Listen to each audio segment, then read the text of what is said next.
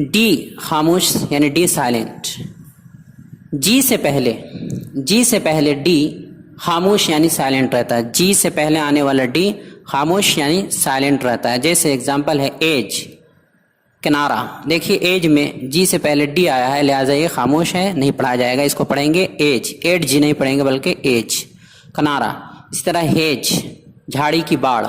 लेज, इसमें भी देखिए जी से पहले डी है, लिहाजा डी खामोश रहेगा। लेज, छज्जा। ब्रिज, पुल।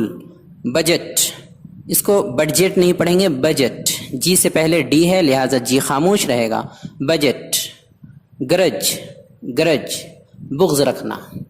इनके अलावा भी कुछ अल्फाज में डी खामोश रहता है, जैसे हैंड कर्चीफ, इसको हैंड कर्चीफ, हैंड कर्चीफ नहीं पढ़ेंगे बल्कि हैंड कर्चीफ, हैंड कर्चीफ, रुमाल।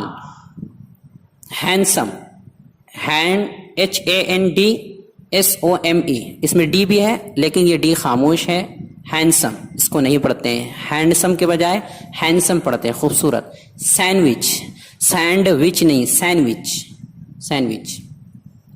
वेंसडे, वेंसडे, इसमें भी डी खामोश है, साइलेंट है, इसे नहीं पढ़ेंगे। वेंसडे, वेंसडे, इसको पढ़ते हैं वेंसडे, वेंसडे, बुध। पूरी वीडियो देखने के लिए दिए गए इस लिंक पर क्लिक कीजिए।